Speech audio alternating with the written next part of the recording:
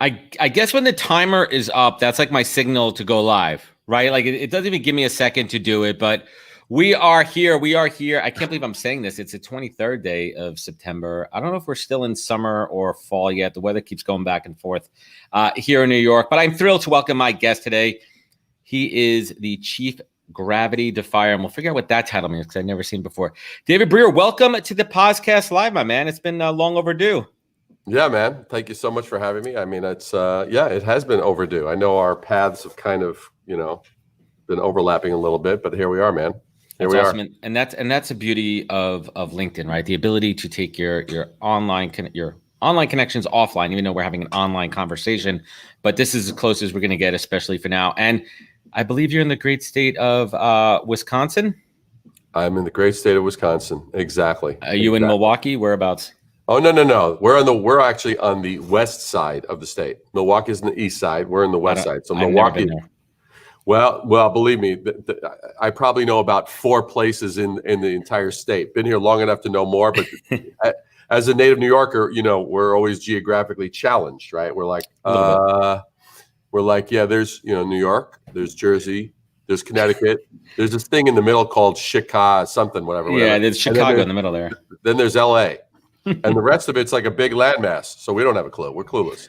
Yeah, those are what we call them, the flyover states. And I'm looking at your setup here behind you, and I see some pretty cool stuff on the wall there. Is that George Harrison? What is that? What am I looking at back there? That is an oil painting of George Harrison that I did when I was around 15, 16 years old. I've basically been involved in art and design and anything creative my whole life.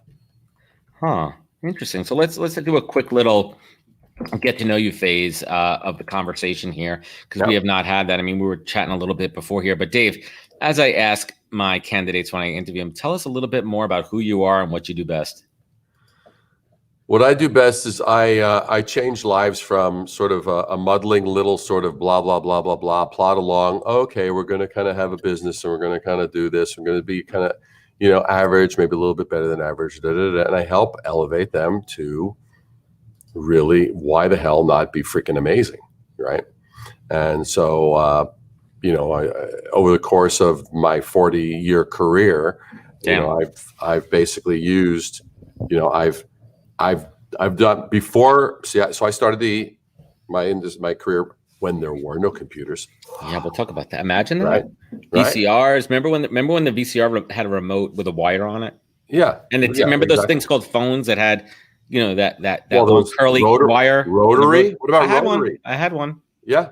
I mean, so the thing is that, there were T-squares and drawing tables. And so you had to actually know how to draw. You couldn't just be, I know how to work so-and-so software program. Right? I mean, it wasn't, that to me is, it's good. It's a good skill set, but please tell me that you can grab a piece of paper and you can actually do something on it with your hand and with your mind and with your eye. And if you can't do that, that's a shortcoming, because, it's kind of like, that would be the equivalent of a film director having a vision, but not being able to put it into words to explain to another person.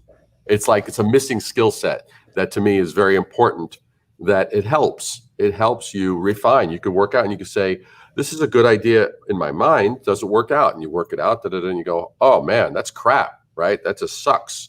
That was a great concept, but it didn't pan out. So it's that kind of thing. So anyway, that's the basic thing. So, I mean, my whole life, that's what I've basically been doing, taking all those skill sets and just learning another and another and another to help really engage. What the hell is story? What the hell is the thing that gets me jazzed, whether it's in a store or it's because I've branded everything from cities to products to services to business to whatever. I mean, I've branded cultural events. I've branded Grammy Award winning artists. So I've covered the spectrum of like anything that could possibly be branded. So I go, what's the thing? I'm taking an idea that could be just a bland fact, and I'm now turning it into something amazing. I dig it, man. I mean, and food. I always do. I always will use a food analogy. It's like, why can I take the same raw ingredients and give it to this schmo and it tastes like it's how you put them together. It's how you position it, and then more importantly, how you plate it, right? And how you plate it and how you season it, how you and as much spices. What you do as what you choose to not do. So. Right. It's what you omit, which could usually make difference. So let's rewind a little bit for my own knowledge, and I think it'd be great to share with the audience. Yeah. How did it all start, man? Right? I mean, I see you have a gift for the creative eye. Was it back in college, university, where you had this branding, marketing itch? Like, where did it all start? Well, I've always was involved in the arts, always. So I was drawing from a very, very, very young age. So, but I was planning on being an illustrator, right?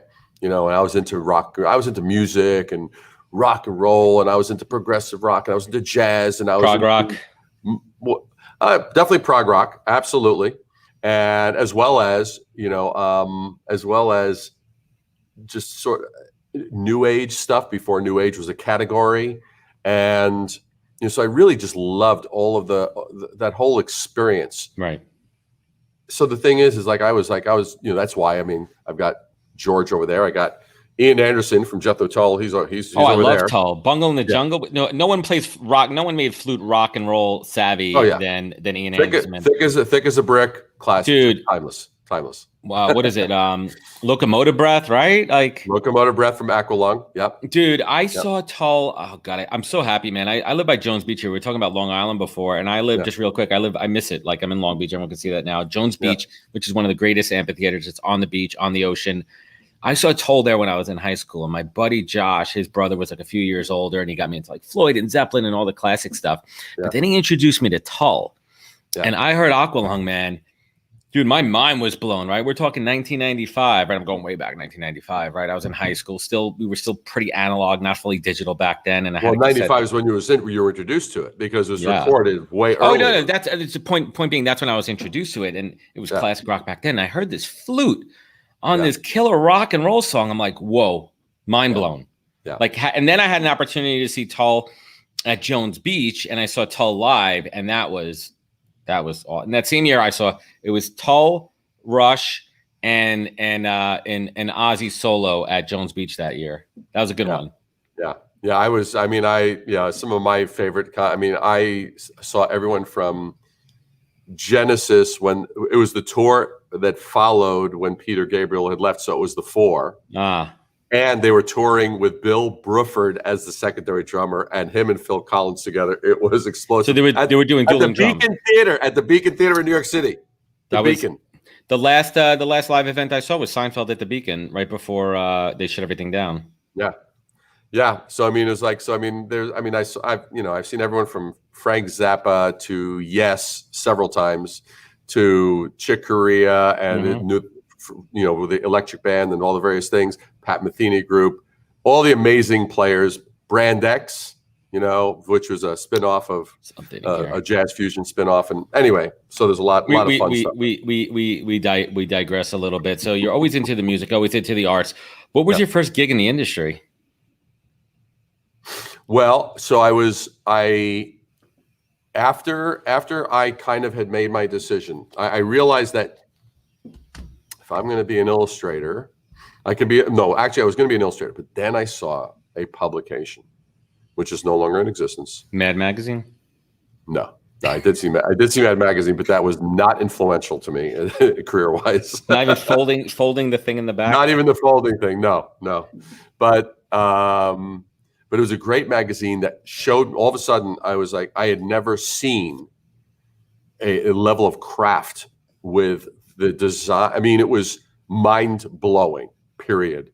It totally took me where design, art direction, layout, all those bits and pieces, what they could do. It's kind of like when you taste your first amazing meal if you've only been living off of home food, home cooked meals for your life. When you go to ramen and your first place, you go like to you graduate from ramen to you go anything. There's more palate going on in here. And that's basically what happened. So I literally made the decision to change and go from, I don't want to just be an illustrator, because if I'm an illustrator, I'm handing off one piece, and what that art director is going to do with it, it's up for grabs. So that's when I decided to be a designer. And then I started doing some additional classes at School of Visual Arts in New York City, like off of Lexington and 23rd Street. And I would go to the placement office, and placement office on their bulletin board, they would have freelance assignments and they would have positions. I wasn't interested in any positions. I was interested in the freelance assignments because I was not impressed with anybody that I knew. I wasn't like, oh, wow, that's a great agency, or that's a great this, or that's a great that. So I started, one of my first, I don't know if this was my first, this might have been my first. There were these two guys. They had a balloon company. A balloon company. A balloon company. And so it's like for parties and events. So they would they would show up and they would do what, I don't know, whatever. 50, the big 20, balloon displays. They would do whatever. They would do whatever they were. And the business was called Balloonacy, which was a cool name. Okay. All right. We're cool. And so I designed the logo for them. It was one of my first ones. There was that and a club called Detroit that was somewhere in Queens. And those are a couple of my earliest projects, and everything was hand lettered. I was using devices that I could mention them now. People would go, "What the hell is he talking about, dude?" T-square. And so, but that's how it basically started. That's amazing. And what was that first? Let's take it back to that first aha moment when you started to really understand the difference between advertising and branding. Where it was a little bit like, I'll give an example, like where it wasn't just, creating the ads, but like the thought behind it, the strategy, understanding what the brand persona, what it meant was. It was at the point, I've always been very, very curious. I've always been very, very, like I always was like a lot of my growing up included, on Sundays, we would drive from Queens to Greenwich Village, and we'd walk around Greenwich Village, and we'd walk around West Greenwich Village, and we'd walk around and see the art show and around Washington Square Park. It's culture, real culture, living, breathing. Total culture. And I was a sponge, right? I was completely, and so the things that always caught my eye, it's like, I'd notice things. And I go, wow, like that piece of sculpture is amazingly more remarkable than the other stuff, the other 20 things I've just seen, or that artist, or that portrait artist, or that. So I always was attracted to and riveted by something that was noticeably several stages more remarkable and stopping me in my tracks, like, whoa. And so that curiosity, that looking at, can things be better? There's always a leaning in that direction. Like, can things actually be better? If a design can be done, can it be better? If a logo can be done, can it be better? If a story can be told, can it be better?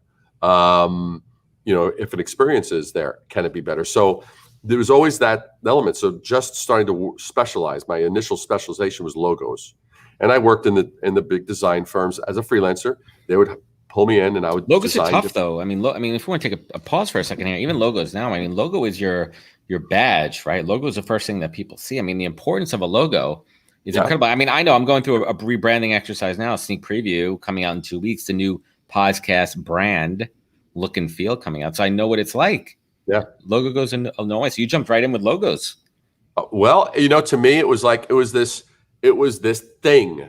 It was like this. It was kind of like, again, food analogy. It's like you look at a meal, you go, I want to make that meal, right? I don't go, I want to toast that bun.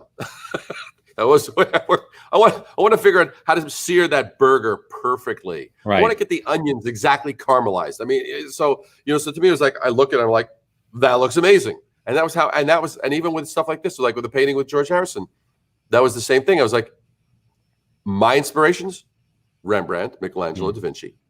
These were the ones I looked at. I'm like, that stops me in my tracks. I look at that, the quality of that work, and I'm like, holy shit. So that was, and then I just figured if I could see something that had an impact upon me, I was then going to emulate it and figure out how to do it in some way. Right.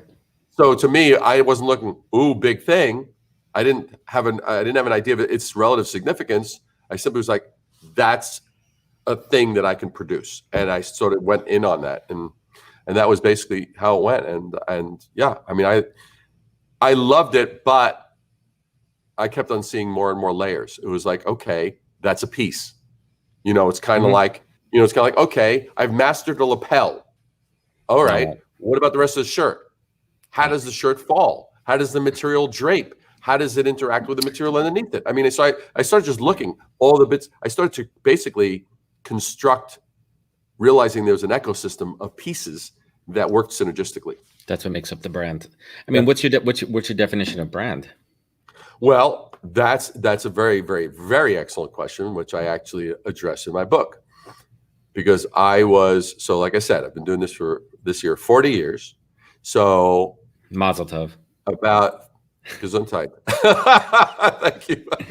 And so the thing that happens is, I don't know, I've been doing it for some 32, 33 years. And I was like, I keep on hearing the same questions. Didn't matter whether I was dealing with a startup or whether I was dealing with companies that had been in existence for 50, 60, 70, 80, 100. The oldest company I've ever helped them rebrand was 115 years old. And when you don't know what you're doing, that's a long time to freaking do a lot of stupid crap. A long time to do wrong shit wrong.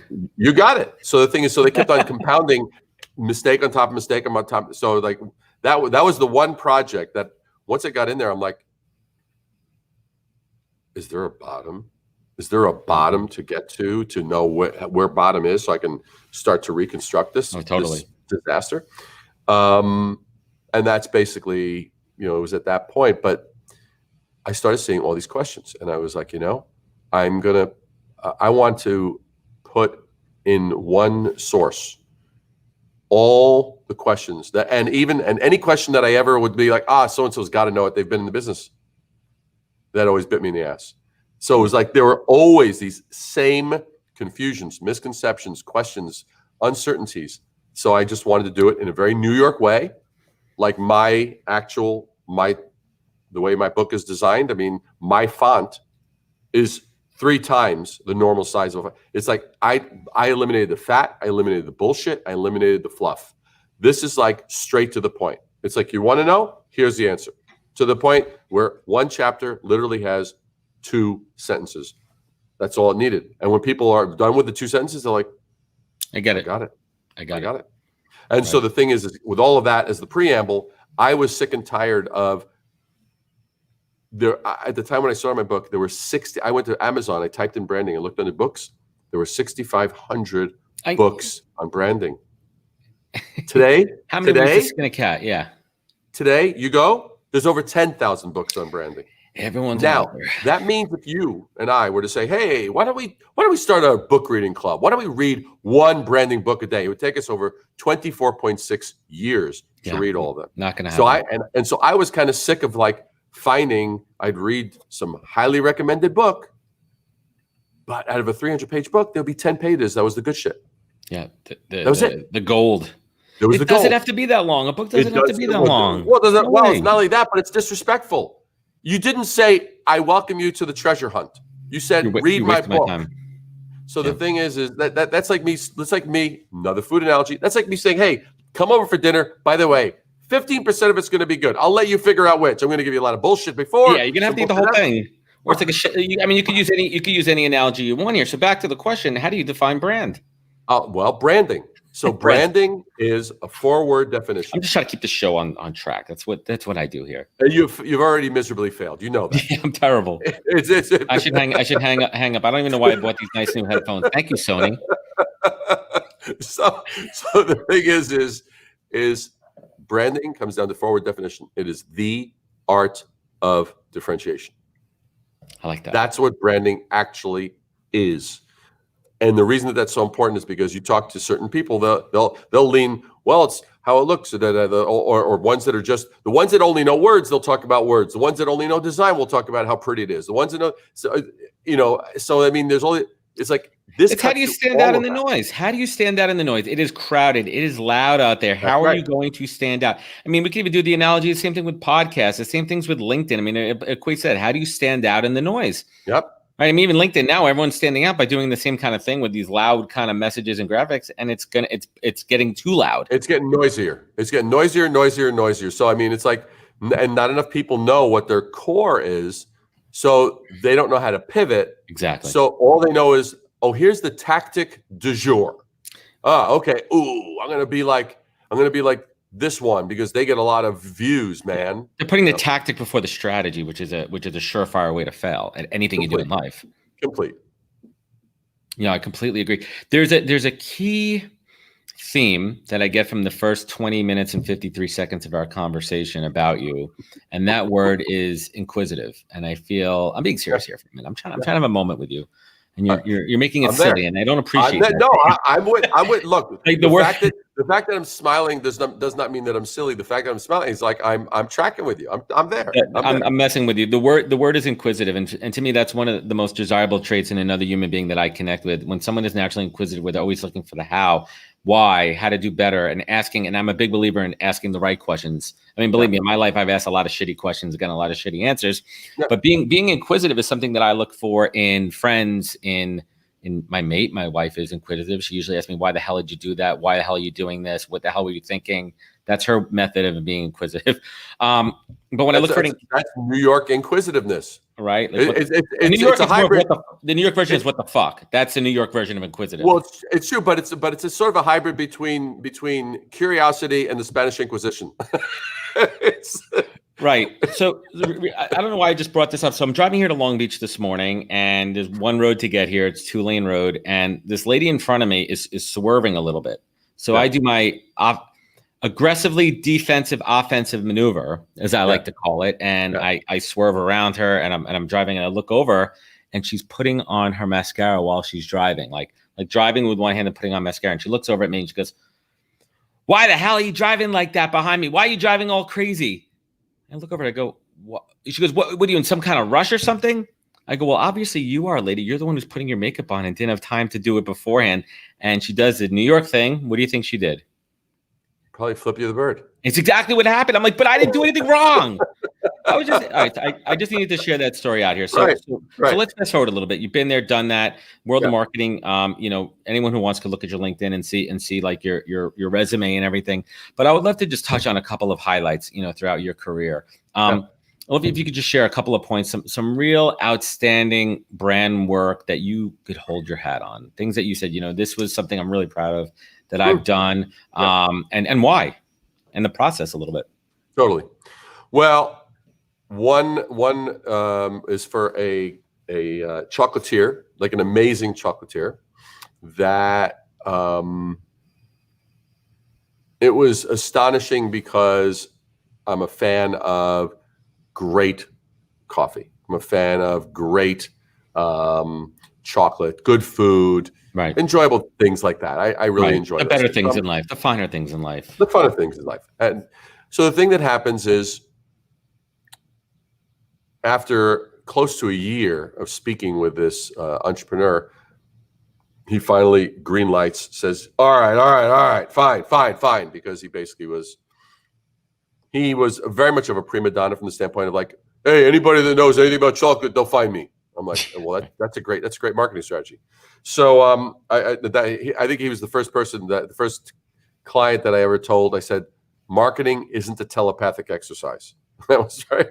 And so exactly. And so what I did is I transformed his brand. I applied everything that I had been kind of perfecting and observing and tweaking, and I put it all to full force. The before and after is dramatic, beautiful, spot on. But here was the proof. We did a soft open. And what I mean by soft open is there was no big, hey, we're doing a rebrand, or hey, we're doing a change, because it was a boutique shop, right? Boutique. So what happens is the boxes were just on the back counter. There were no new sexy people in the front. There were no new flavors, no change of display, no new hours, no new signage, no promotions, no price discounts, nothing. Literally, the boxes are just put on the back counter. Interesting. And not only that, but it's in June. And if you know chocolate, basically from May through October, sales globally for chocolate are in a dip, always down, Right. compared to the rest. All right. So I go to him after the first month and I said, Mike, how'd it go? He's like, sales of truffles tripled, 300% increase in 30 days. 300%. Same people coming through for their coffee, their tea, their scones, their muffins, their chocolates, their this, 300% increase just because there was a completely different perceived value of how these were, the context with which they were presented to you. And it was beautiful. And then July, I went back. That was over June. And August, not only was over July, August was over February. And what was the key takeaway there? Like what was it that you did that was it a mindset shift with the team? How did you shift the brand perception that drove sales? Well, the thing is his prior box was this it was just basically it was a flimsier white box, not the shitty one that you get in the bakery. Yeah. The folding one. That's exactly right. That's exactly right.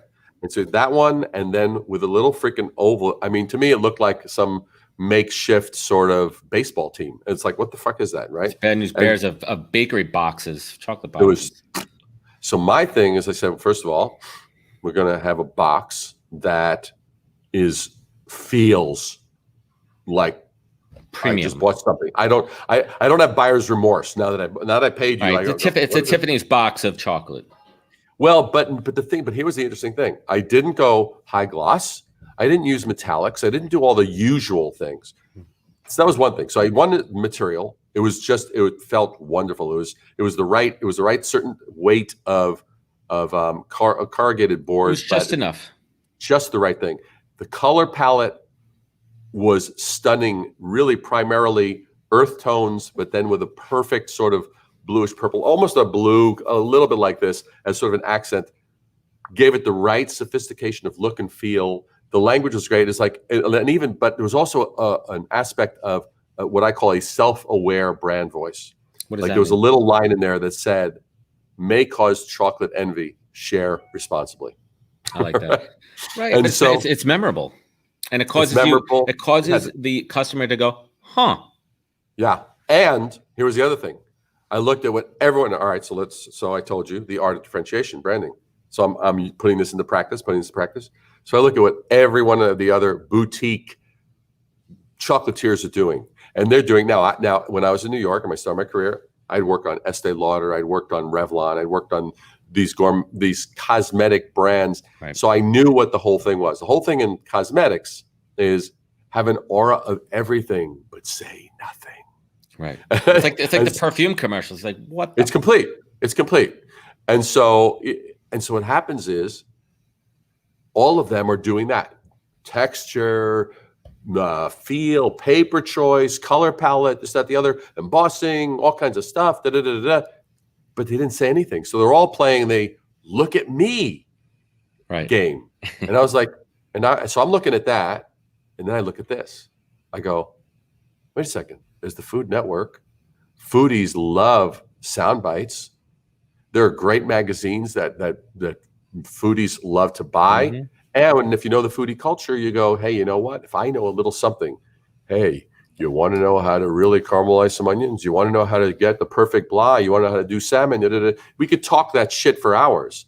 So there was a whole world that nobody was touching upon. So I, instead of going like, let's just make it look pretty, all around the box, there were little bits of wonderful little anecdotes, little humors, chocolate stories, all kinds of stuff around it. So it took you on a freaking journey, and it was unbelievable. People were, and lastly, I knew that women represented a high percentage of his customer base. And I knew that if it was a great box in terms of structure, they'd never throw it away. And I found out years later from husbands, oh, you're the guy. Well, it's an interesting thing, right? Like you made it. I mean, listen, but we're also not even talking about the product that's inside the box. Yeah. Right. Which is fascinating. I mean, let's fast forward to today, right? Let's fast forward. It's 2020, and no one even. I mean, like this year has just been a dumpster fire, in so many different ways. But there's also been a lot of interesting silver linings. A lot of brands out there have had to pivot. And I think my take on it is a lot of brands have been very reactionary and they're doing things because they feel like they have to. And then there's other brands that I think are accelerating because it's already been part of their core values and who they are. And now they're just amplifying that message. You know, there's companies like Nike, for example. What are you seeing out there, you know, September 2020? Yep. Companies doing well, some companies doing not so well, some companies trying too freaking hard, and some of them that are falling on their face. I'd love to get, you know, your commentary on what's happening out there from a brand perspective during COVID. Well, I think the first few months, people, you know, everyone was in a state of sort of shock and hope. Shock that, holy shit, what the hell is happening? And hope that, I hope this ends tomorrow.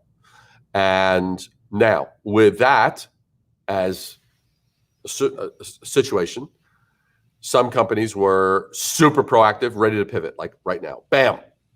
And there were others, the majority in the beginning, that were,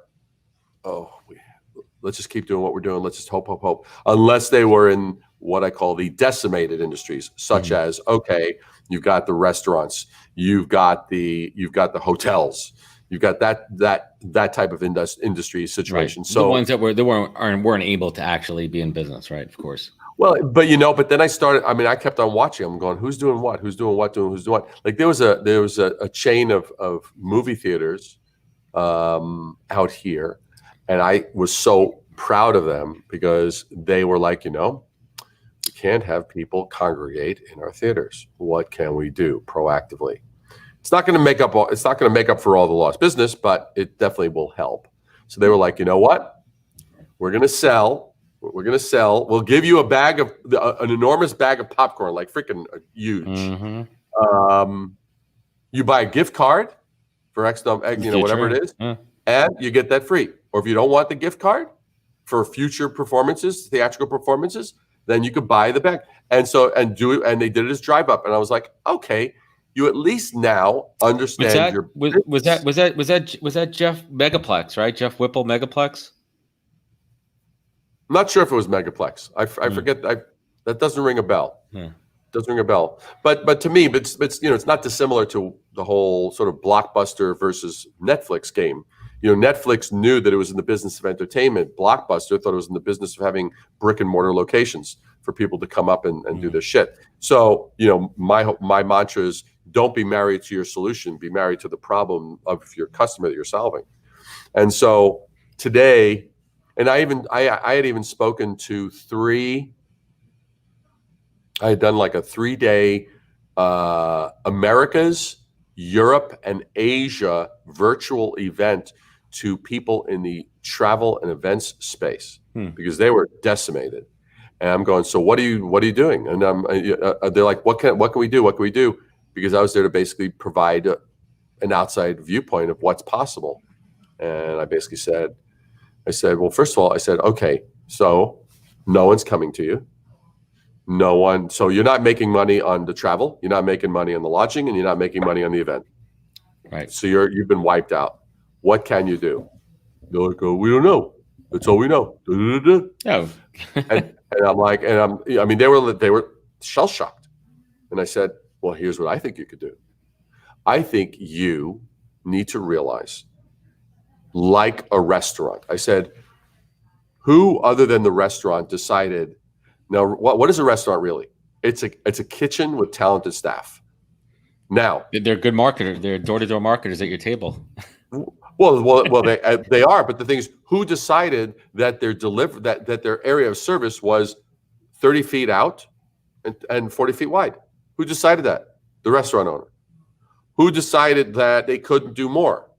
So all of a sudden, it's like there are places that deliver to homes, or now they've expanded it where you can drive up. Yeah, so it's like, look, you still have your core deliverable component. If you make amazing freaking food, you can blow my mind and just change where you're delivering to. You're not delivering a solution.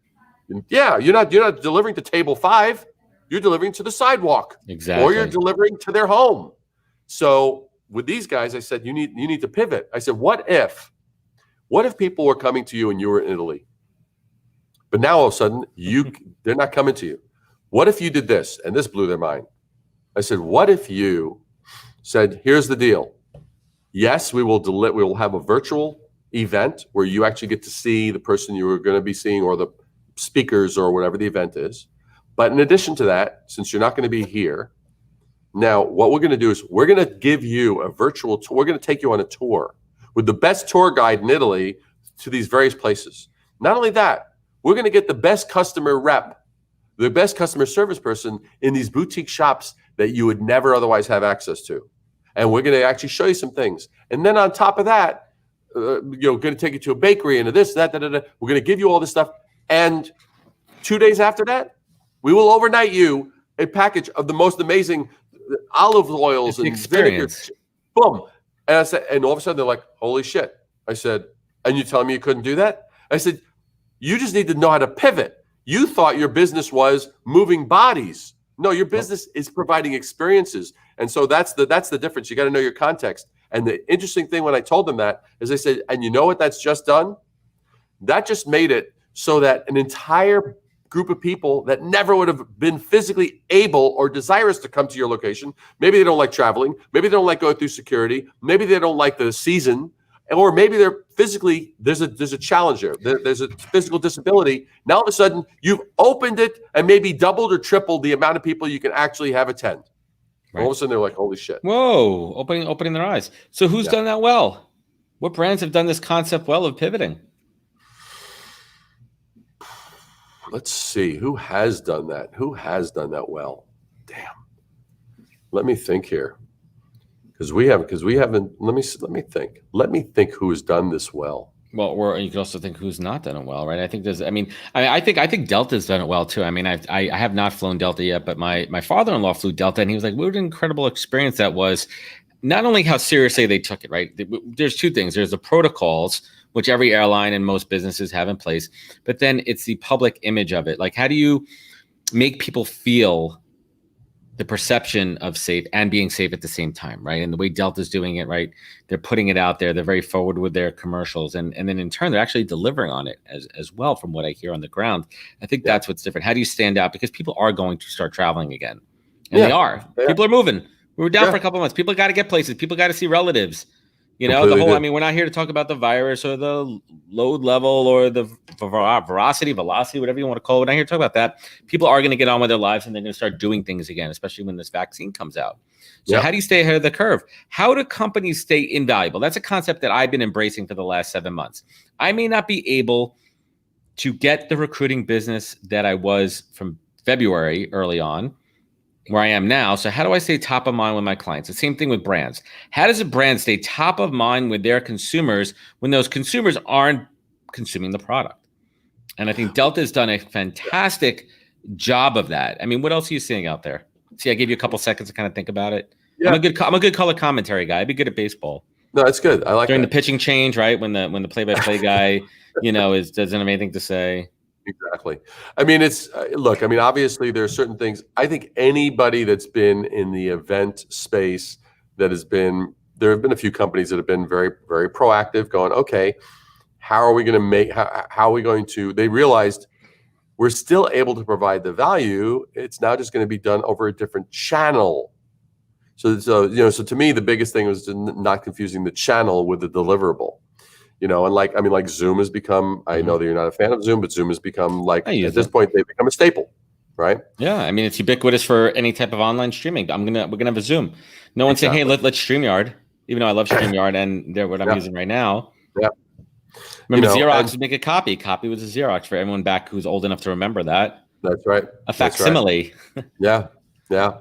But, it's, I've been like many. I mean, obviously, I definitely take advantage of Amazon, and I take advantage. I mean, I've seen what's happened at places where I've shopped. There's not any brands that I've seen that have been like remarkably like, whoa, they changed the game entirely. I haven't seen it. Nothing too standard. I mean, some restaurants here and there, like Panera's done a good job. I think they've done a decent job of it too. But it's tough out there in the hospitality industry. Hospitality is tough as hell. Hospitality is tough as hell. But the bottom, but the bottom line is look, I mean, I've seen I've watched how different hair salon places have handled stuff. That's it, yeah. I mean, let's talk local. Local is a big thing. We were just talking about before. Restaurants with the curbside delivery. There's restaurants in my town that did, curbside drinks. They did like margaritas in these like disposable plastic bags, which I thought was pretty cool. So how do you innovate? And how do you keep the lights on? I mean, that's really what the difference is here. So we only have a couple of minutes before my next other Dave Colina comes on board here. Sure. And let's pivot and talk a little bit about current day 2020 online brand recognition, brand reputation, personal branding, all that kind of stuff too. LinkedIn, that's where you and I met. And LinkedIn, yep. I mean, I've been on LinkedIn since 2006. It's been incredible to watch the evolution of video, the evolution of eyeballs and attentions coming from one platform to another. Everyone knows LinkedIn's, a great place for organic growth, but it's also attracting, in my opinion, a lot of people who are kind of it's like the gold rush, right? That's kind of what's happening right now. Yep. A lot of people throwing around a lot of information, but the other thing which is interesting about LinkedIn is, and I guess in a lot like other social media, you could be whoever the hell you want to be. Right. But when it comes down when the rubber hits the road and there's credibility and, you gotta, step up and show your goods. I think that's where a lot of people are failing. But one term that's being thrown around, and I truly think, and if there's a historian here to chime in, that'd be great. Personal branding. I don't think I've ever heard of personal branding before LinkedIn. What does that mean? When I say that to you, what the hell does that mean, Dave? What does personal branding mean to you? To me? To you. To me, what that means is you're owning.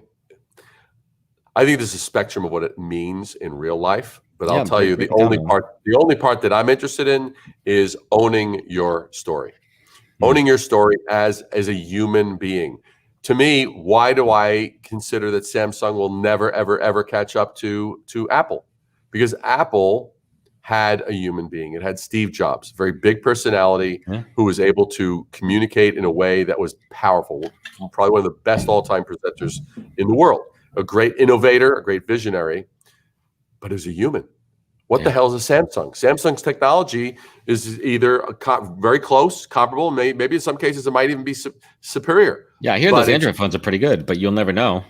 I'll never know. I don't give a damn. I don't give a shit. It's like there's not a humanized side of it. Let's look at the greatest brands in the world. KFC, which I hate the freaking acronym. Kentucky Fried Chicken. Okay, let's get real, people. KFC. This. Yeah. Kentucky Fried Chicken. It's like Colonel Sanders, right? Or you have these. You have these different personalities. Even Nike humanized their brand because they made it about the people doing things, achieving these amazing. Michael Jordan defined Nike. Michael Jordan, absolutely.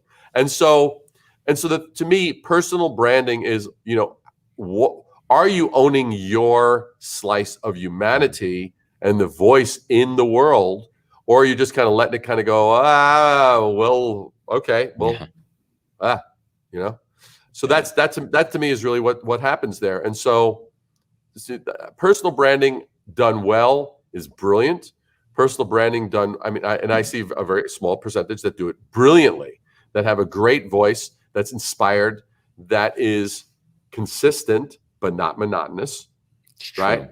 It stands for something, but it's not one note, That to me is really what personal branding ultimately should be in my mind.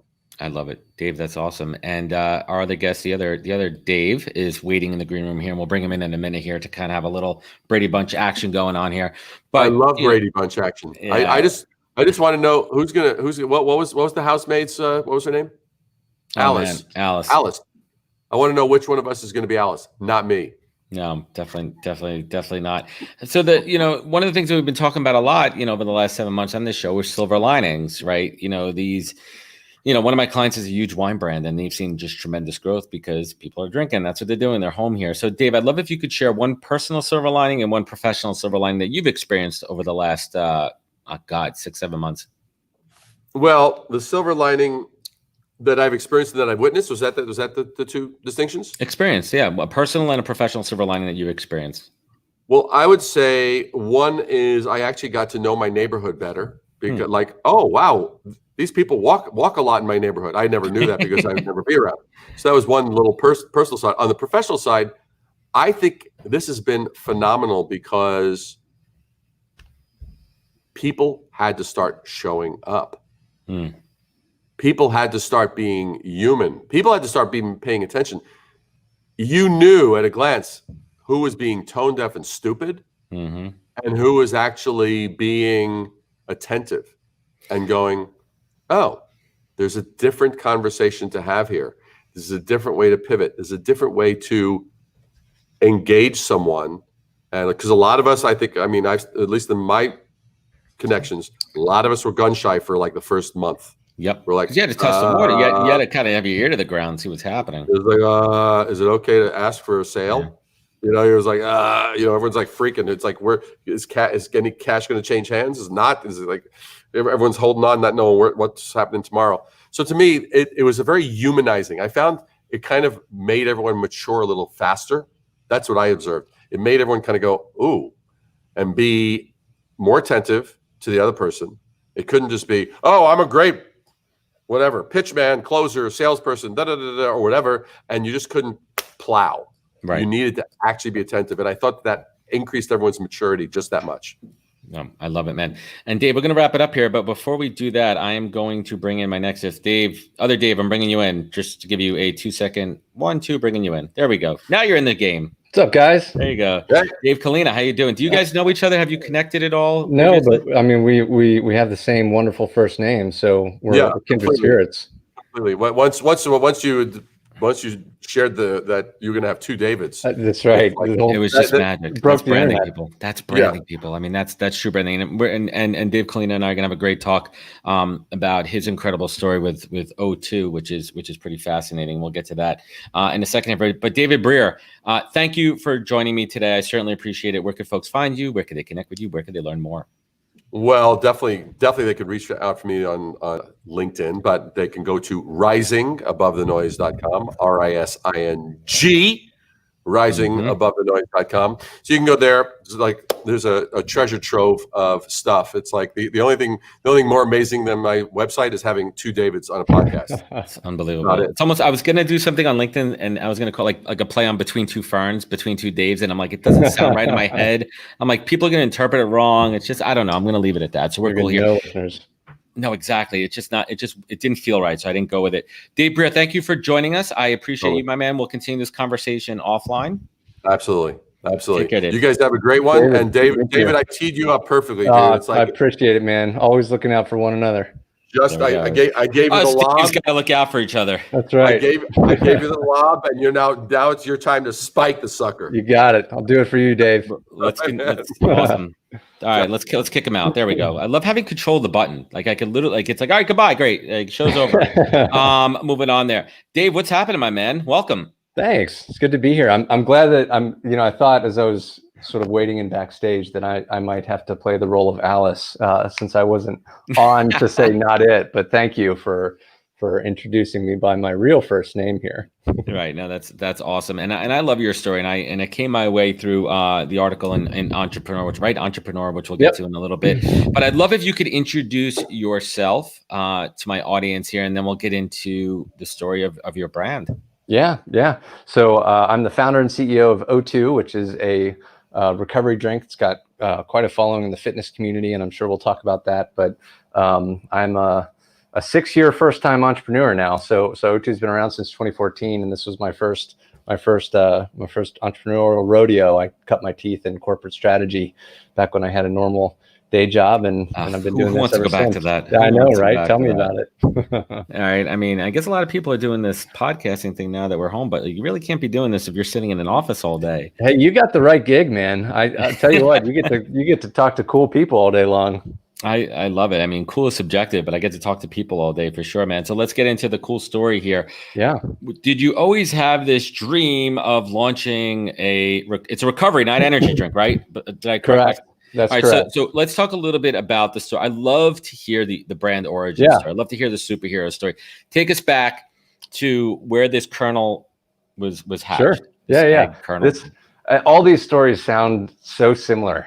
You've probably heard this 1,000 times, but I'll give you the origin story. So I had a pretty demanding day job. I was working in corporate strategy.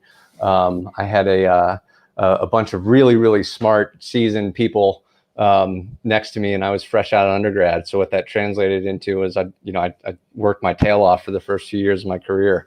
And over the course of those first few years, I became pretty close with the chief strategy officer at the company I worked for. And he's, classic Fortune 100 C-level executive.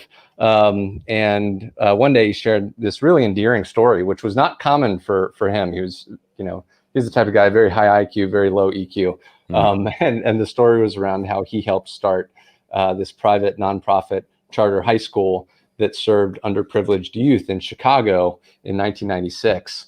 And a really remarkable story. I'll spare you the details here, but he helped start the school, and then in '99, Bill and Melinda Gates Foundation got involved, and then a bunch of these schools popped up across the United States. And I was like, wow, that's really cool. Like, he made something from nothing. And so I proposed to him that we do it in Columbus, which is where we were both working and living. And he's like, all right, I'll help you do that as long as you do all the work. So again, typical C-level executive, right? He's delegating. Yeah, he's delegating for sure. And so that became my night job. And so I had this pretty demanding day job, a new night job. I was 25, 26 at the time. I was leading an otherwise healthy lifestyle, and working out a good deal, watching what I eat. But I was drinking a tremendous amount of Red Bull and Gatorade. And, I didn't come from a nutrition background, but I knew enough. Sugar Central. Yeah, it's Sugar Central for sure. And I knew enough to know that probably wasn't sustainable. That wasn't great for me. And so I befriended a guy who was finishing his residency at Ohio State's hospital, and he's still there actually. And he became like my medical doctor buddy. Great thing about medical doctor buddies is you can ask them all kinds of free medical advice, right? Right. It's like having a real-time WebMD at your disposal. 100%, exactly. And so one day I asked him, like, you're a physician, so surely you don't drink this garbage. What do you do instead? Because I'm looking for something better. And he's like, I drink that garbage. I just I just feel bad about it too. Oh man. And so we're both in our mid-20s. We're like, oh well, shit, man. If you do this and I do this, we should. Our friends would love this. We should just make our own drink. How hard can that be, right? Famous last words. Turns out it's pretty hard. So the original premise was to combine all the stuff that we liked about energy and sports drinks without any of the stuff that we didn't. And then about a year into spinning our wheels, Dan, the doctor, came across some really compelling peer-reviewed medical literature that showed the accelerating effects of ingested oxygen on the liver's metabolism of toxins and recovery time. And so the strategist in me was like, oh, awesome. That's our thing. Cool. Yeah, that can be our point of difference. Again, little did I know there was a reason nobody else was doing this. It's because it's really, really challenging to make an oxygenated drink, at least at scale. So I left my day job at the end of 2011 to focus on getting something off the ground, my entrepreneurial career. Pause right there. Was that an easy decision? Was that that decision to say, all right, like, were you kind of secure in saying like, hey, I'm going to take a gamble here. I'm still young. If it doesn't work out, I can still kind of go back to it. Was that your mindset? That's exactly like, fuck it, let's give it a shot, man. 100%. Let's let it ride. There's no better time than now. Right? I'm young. You don't have like a overhead family, kids, whatever the hell you have now. Exactly. And I've heard it argued, that's a pretty obvious, there's a pretty obvious argument for that, right? You're not putting anything at risk, and you don't have any mouths to feed. But I've also heard it argued that the time to do it is when you have mouths to feed and a mortgage and everything else, because you're not going to screw that up, right? You're burning the bridges. Spot on. I mean, I talk about that too. I mean, it's your show. Go continue. No. I mean, this is a conversation, hopefully, but I could see that for sure. I could see that. And part of the reason I feel like it took us so long to get this off the ground was, I had some savings built up, and I was, 27. I could do whatever I wanted for as long as I wanted. And so it, there was a fire under my feet for sure, but it probably would have burned a little hotter if I had a spouse and a few little mouths to feed, but go ahead. How'd you get the oxygen into the drink? So there's a funny story there. Not the proprietary secret sauce. No, I'll tell you all about it. So today it's at scale. It's very simple. It's a very similar process as carbonation, just a different gas, right? So that's an easy way to think of it. We had you take a corporate strategist and a physician and tell them to make a drink.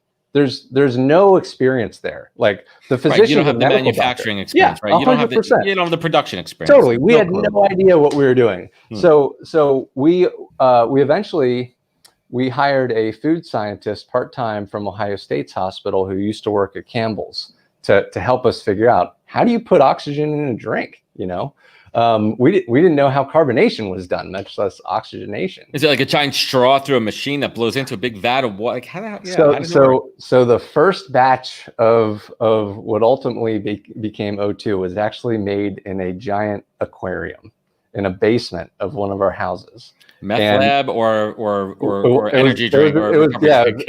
An O2 lab. Yeah. And the idea was, let's take a fish tank that has this pump that's putting oxygen into the water for fish, and let's see if that gets us some oxygen in the liquid. And it turns out it did. So it's obviously evolved a little bit since then, but it's a very similar process to adding any other gas into a liquid, just a different gas. I love it. And what's your substitute for sweetness? So we use a blend of a little bit of organic sugar. So 1 gram of organic sugar per can, and then stevia, erythritol, and monk fruit. Okay. Yeah. And it's interesting. I mean, I've seen some feedback on those. I mean, the early Splenda days, the early Sweet and Low days, the saccharin, there's other elements in there too. Like, how do you ensure that everything that you're putting in there is safe? Mm-hmm. So that's something that we were really particular about from the outset, because if I was going to leave my comfortable 6-figure job, I wanted to make sure I was doing it for the right reasons. And ultimately the product is really, really important.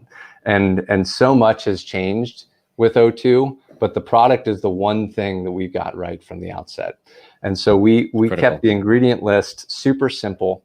Everything is non-GMO. Everything is plant-based for the most part, and including our sweeteners. And so it's all plant-based sweeteners that are derived from the earth.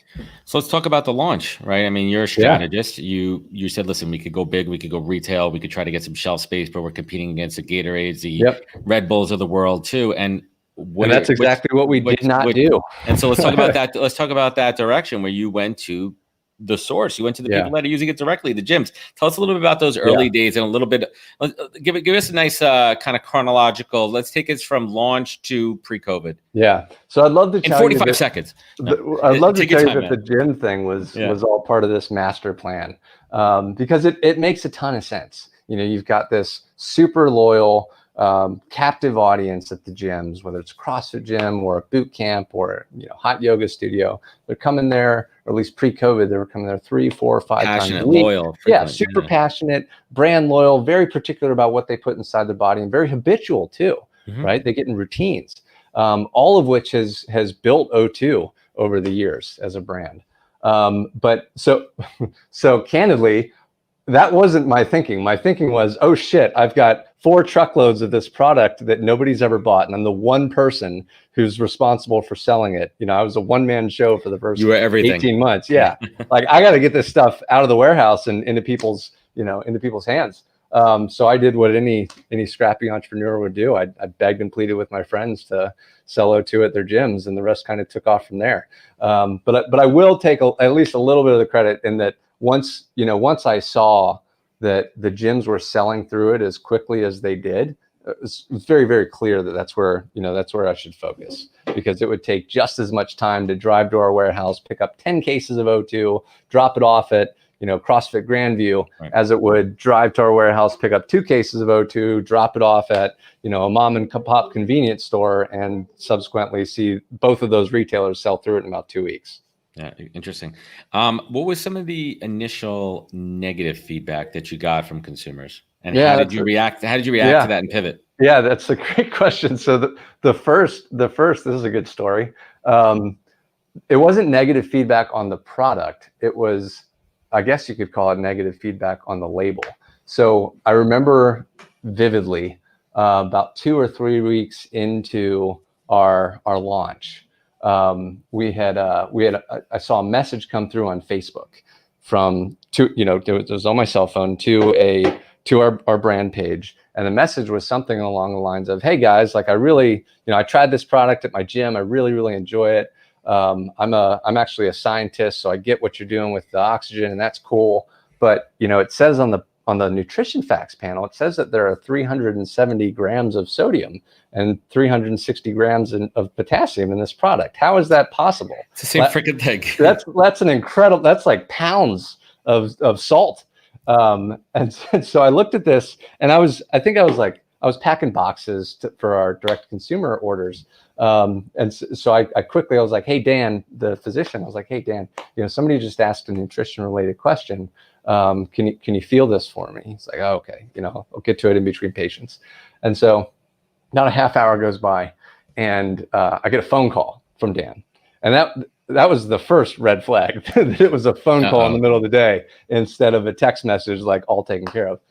He's like, hey, are you sitting down? And I'm like, no. Oh, no, I'm not, but I can be. And he's like, well, turns out we made a typo on the nutrition facts panel. It says 370 grams of sodium. Extra 300 zero in there.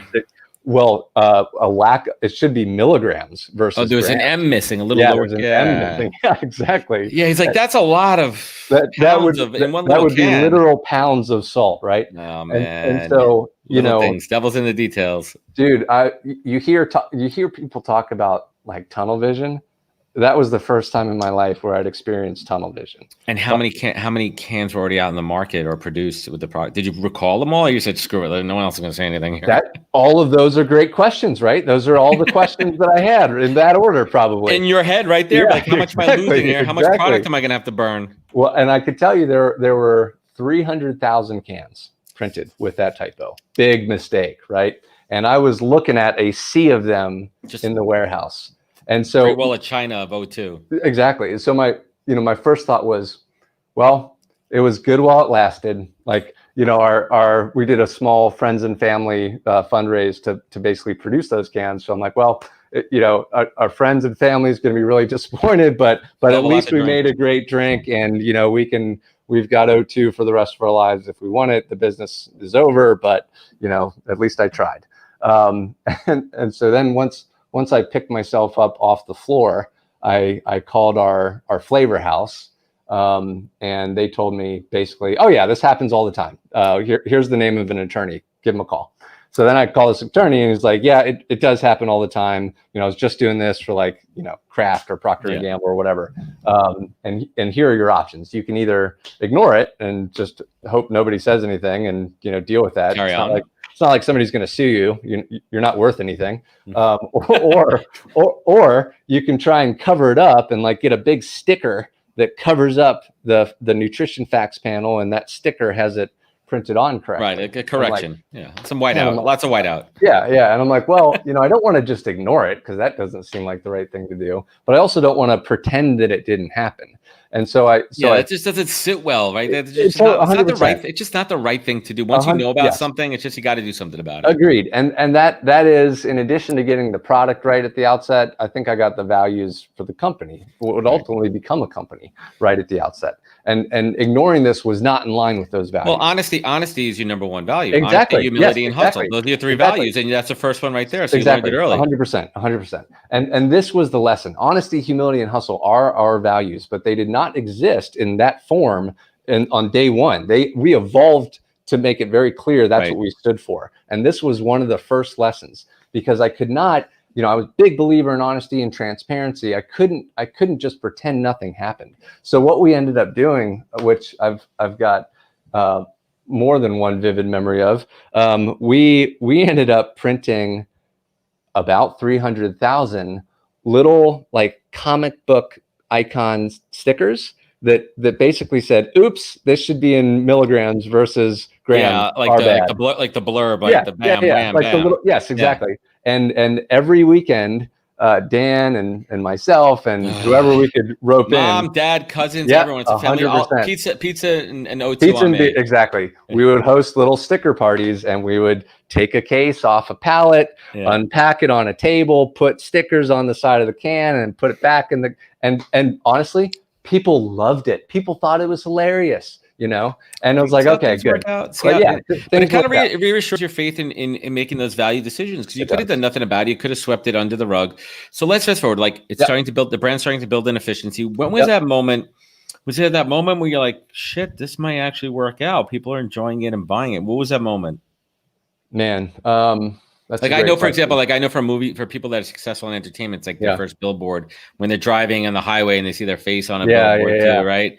There are certain moments. What was that for you guys? I think that it was definitely in year one. It was probably after I did a few demos at Whole Foods and saw, like, that's the dream customer for any natural products upstart is Whole Foods, right?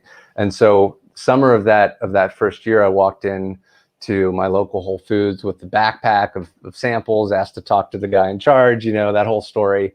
And he agreed to give me a shot. He gave me like the worst shelf position in the bottom right of the cooler. And so I camped out at Whole Foods every weekend for about 2 months, dishing out samples of O2. And if, a demo or two into that process, I realized, yeah, we got something here. People are loving this. They're buying carts full, buying cases, seeing the same faces over and over. Yeah. And if I can do this at every Whole Foods store, we're good to go, Oh, that's incredible. So let's fast forward. Brand's building up. You got momentum. Now we're in, it's February 2020. You're like, all right, we're hearing some stuff over in China. This ain't coming over here. We're fine. We're doing well. And all of a sudden, March 13th, that's a date that resonates in my head. Because that's it. I was scheduled to go to South by, which I do every year. Yeah. And I had to cancel South by. That's a day for me. I was like, shit, that's it. We're done. Yeah.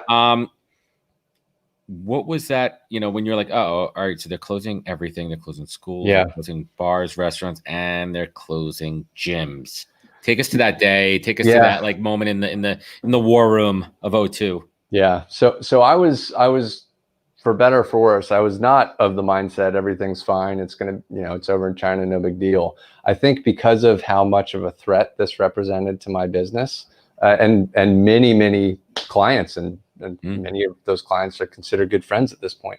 I was watching this pretty closely. And if I had a no shit, this could be very real moment, it was probably January or February. I remember I was just finishing up a workout at the gym that I go to in Cincinnati. It's called CrossFit 513. And I've become good friends with the owner. And I was just asking him how he was doing, how he was feeling about everything. And he's, what he's worried about, because COVID was on both of our radars. And he's like, man, I'm worried about somebody getting sick, sure, but I'm just worried if if the government shuts me down. And that's like, the thought of that hadn't really been totally actualized in my head yet. And I thought, man, Patrick's worried about the government shutting him down. That would be horrible. How many people like Patrick, are our clients? And so then it became real. That was probably late January, early February. And so I was watching it pretty closely after that conversation. And your date's March 13th, my date's March 15th, because leading up to that, my fiance and I decided we had to cancel our engagement party, which was scheduled to be March 15th. And that's when shit was real. That's when shit really got real. And it was, she was more of the mindset, like, this is, I don't know how big of a thing this is. And I'm like, no, this is definitely a thing. Like, shit is unfolding and it is real. And so we did that. And then the following week is when we started to see our gym clients forced into mandatory shutdown. And we have, we had a line of sight to thousands of gyms across the country, many of which were clients forced to shut down. And we talked about the values of O2. Those are three values. There are only three of them, but we take them really, really seriously. And honesty, humility, and hustle. And every major decision that I've ever had to make, when I look at that decision through those values, it becomes much more clear what we have to do. And it became very, very clear that we could not sit back and do nothing and hope for the best and hoard cash and talk about layoffs and cutting benefits. That was not the right thing to do. Because if we were being honest with ourselves and our customers, we have to help. Like, these people, these gym owners have helped us build our business over the last 5 It's a symbiotic relationship. You can't live without each other. Without a doubt, for sure. And so we have one thing that we've gotten pretty good at over the years is pivoting and moving quickly, because there's been a lot of things that didn't work out. So it's like, okay, boom, pivot, boom, pivot. So we started the year very, very focused on kind of a traditional in-field, in-market approach to building up grocery and building up gyms. And then we quickly pivoted and we made a move that put all of the full weight of Team O2, all 8 of us, behind our gyms, leveraging our direct-to-consumer channel. And that was important. Important. So, I mean, let's break it down from 2 perspectives here. We're going to talk about the brand perspective, the company perspective, right? So you need to sustain your business. And you're like, shit, if we keep doing things status quo right now, we're going to have no business because no 100%. One's buying it. So the question is, how do we keep brand loyalty? How do we ensure our product still gets into the hands of our customers? But then how do we also support our biggest distribution channel, the folks that have endorsed us, the folks that have stood by our side, that have turned down a lot of these other big box brand names and said, you know what, we like O2, our customers like O2, the gym members like O2. How do we stick with it? Where did the 50-50 idea come from? Those were all the questions. In fact, I could have used I was there. Could have used you in the war room. Where were you? But those were the things that we were grappling with. We had to act fast. I mean, going into COVID, over 50% of our revenue was from the gym channel, and most of that was recurring revenue in the form of subscriptions. And oh, by the way, that was also how we acquired customers. People would find out about O2 and at the gym, and then buy it at the grocery store, buy it online, whatever. Thankfully, so that's one channel. We had 2 other channels that were fully operational, right? So while within a week, 96%, and gyms across the country were forced into mandatory shutdown, 96%. So within a week, that channel effectively went from half the business to 0. We had 2 other channels that were fine. Grocery being one of them. Some of that's out of our control. Anyone who works at a grocery store would tell, whether it's corporate level or store level, is tell you that was just as chaotic for them as it was for everybody in America, probably more so. But we couldn't really control what was happening in grocery. We could control what was happening in direct to consumer. Like, that's our channel. We own that channel. And we had the infrastructure to support a lot of growth in that channel, thankfully. And so what we did was we tried to look at this as, okay, we got to help, and there's got to be something we can do to help. And it only feels right that we also want to keep sales of O2 flowing to members of gyms, right? Normally they'd be buying O2 from the gym. Well, now, hopefully they'll be buying O2 from us, but it only feels right to split some of the profits of that purchase with the gym's owner, or with the member's gym owner. If they fail, you fail, right? I mean, yes and no, right? I mean, you can find other distribution channels, right? But you still have to. This is called loyalty on many, many different levels. Yeah, and it was less about failure, honestly, because that as cheesy as it sounds, that never crossed my mind. It was more about doing the right thing. We had to do the right thing. It was clearly the right thing to do, right? So all these gyms members were going to be buying O2 online. How could we not share some of the upside with the gym owner, right? And so we quickly just like, all right, well, what can we do to encourage that? So we developed a very simple platform, basically, for tracking purchases of O2 by gym members in a way that would allow us to track it back to that gym member's gym. So referral code. That's exactly what it was. So if you work out at CrossFit 513, your code was Recovery 1284, and every time there's a purchase on Recovery 1284, I can go back and look what was the profits from that purchase, and then kick it back to the gym owner. Let's put it in perspective here. How much did you give back to the gyms over the last few months? So we announced that March 18th, and in 3 days we saw more sales online in 3 days than we had our best month leading up to that.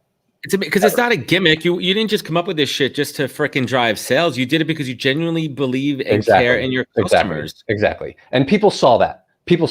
Like, we had people showing up 100%. Totally. It's not some BS philanthropic shit to drive sales. That's not what we're talking about here. Totally. People showed up to support with their wallets, their gym, and a brand doing something meaningful and authentic at the same time. Our people showed up in masses. And so we did a ton of sales in just a few days. And so I reached out to a buddy of mine who also has a pretty popular brand in the space. I'm like, hey, man, I think we're onto something here. Like, you should make these codes active on your website, and you should honor that same 50% profit piece, and I'll tell my audience about it. You tell your audience about it. We'll double our impact.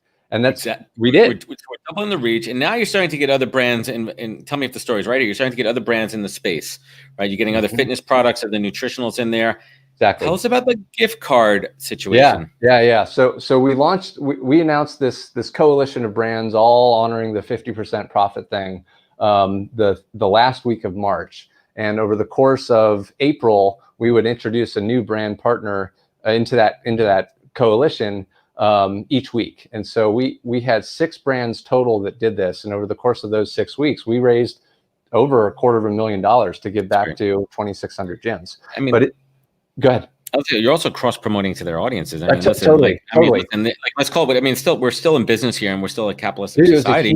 It was right? Like we're doing. business. It's okay to drive business when you're doing the right thing for the right reasons. Yes, everything's good because it gives you more of a platform for a positive impact. You know, like if we're going to do anything meaningful as a brand and as a company, we have to grow, because the size of our impact is directly determined by how many people we can impact, and we have as customers.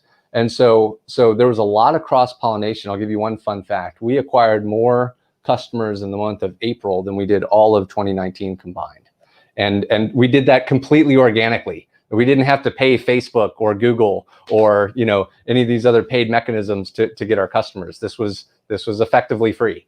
And so at the end of that month, I went kind of back to square one and said, okay, we're doing a great thing here. It's awesome. But if you do the math, like $230,000 among 2,600 gyms, it's not life changing, right? Yeah, it's not keeping life. You're not replacing the membership fees. Yeah, exactly. You're supplementing it here and there. 100%. And what did it do? What did that money do? How did that help?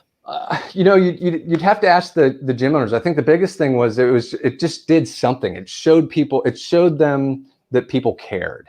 Their members rallied around it. Our brands rallied around it. It was a good gesture. But I think the most meaningful thing that we did was we looked at, all right, instead of sharing retail revenue with the gyms, what can we do to help them retain their members? Because that's how they keep their lights on.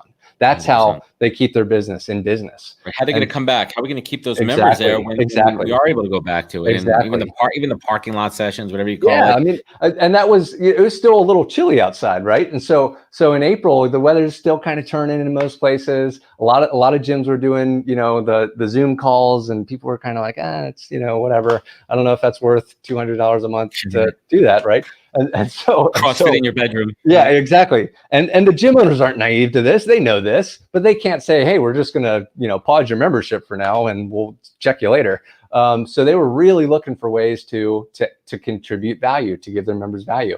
And so the idea was, what if O2 and 3 of these other brands, what if we each said, we're going to toss in $25 gift card to our website, so a combined $100 gift card, and offer that to every single gym member in America who works out at one of these gyms that participated in our profit sharing initiative, as long as they keep their membership active in the month of May. So that was the premise, was we'll give you $100 gift cards to some brands you already love, as long as you keep your membership active. So what's cool about that is interesting, because I think for most people, right, I'm making a general statement. Listen, $100 a month isn't nothing to throw away. Sure. But it's one of those things too, where if you're not really loyal and not really care, it might be one of the first things you shut off. Mm-hmm. Now, if you're really loyal to your gym and you care about it, and you're throwing this incentive on top of it, and you're bringing that awareness, the same way we're supporting restaurants by buying gift cards for future use. It's a very similar concept there. Yeah. You're more inclined to say, you know what, I want to support my local business, because I know that this COVID thing's going to end at some point, and I want to go back to my gym. That's my home. That's where I work out. I got my community there. I got my gym family, and this is awesome, man. So let's talk a little bit about the results and where we're at right now in the September. Yeah, the results were crazy. So we announced that at the end of April, and we had more inbound in 4 days from gym members wanting to participate, gym owners wanting to make sure their gym was able to participate. More inbound in 4 days than we had the preceding 4 years combined. It was crazy. Round the clock, everybody's in respond mode. And then so I don't know how many, I'll never know how many people kept their membership active in the month of May as a result of this, but it was probably thousands of people. And I know that we had several gyms tell us, Like, this is keeping me in business. This is more than any brand or more than my bank or more than the government's done. No government handouts, no Yeah, like PPE this is more than anyone's ever done for me. You know, this has prevented me from throwing in the towel. And so on June 1 is when we basically gave a mechanism for awarding the gift cards to the gym owners so that they could dish them out as they saw fit. And we ended up having over 60,000 people, Wow. 60,000 people participate, which is over $6 million in gift vouchers. Good on you guys. So let's talk about the way forward and the way, and where, are you optimistic? Are things opening back up? Yeah, that's a great question. I mean, I am optimistic, and not about COVID. I think it's going to get worse before it gets better. But about, believe it or not, somehow in this environment, I'm optimistic about people in general, because over the course of the last 6 months, we've seen people really, really rally and show up to support one another in a really, really big and inspiring way. We're in probably the third or the fourth inning of COVID. We're headed into the fall. It's going to get cold. We're all going inside. Not even the seventh inning stretch yet. Yeah. We're not even bringing in the closer. We'd be done with this already, right? So I don't think we're done anytime soon. And I'm 95% sure that life is not going to get easier if you own a gym or a restaurant or a bar anytime soon. Right. And it's getting colder. Anywhere aside from a few states, it's going to get colder in the indoor. Totally. Not good news. They know this. Totally. So since we basically established on the fly a very strong, proven playbook to help the gyms in the spring. And so we've been planning, since we concluded that initiative, we've been nose down planning basically round 2 of that initiative, and we're going to announce that next week, and hopefully awesome. Double, triple the impact. I love it. And when that happens, definitely shoot me the link here. So yeah. So similar, I'm going to ask different questions here to kind of wrap it up here. I love this brand story. It's awesome. And we'll link everybody to the product where they can learn more about that and all that good stuff too. But going back to your entrepreneurship story, right? I want to go back to those kind of early days there. Was there, that one piece of advice, right? That one piece of advice that you heard early on in your career and in your life that you repeat every morning, every day when you get up, that you take action on every single day? Yeah, there's probably a lot. One thing that comes to mind now is and I've grown in appreciation for this, is there's no silver bullet. You just got to wake up and grind day in, day out, every single day. But if you do that, if you just get like 1% better each day, you're enormously successful.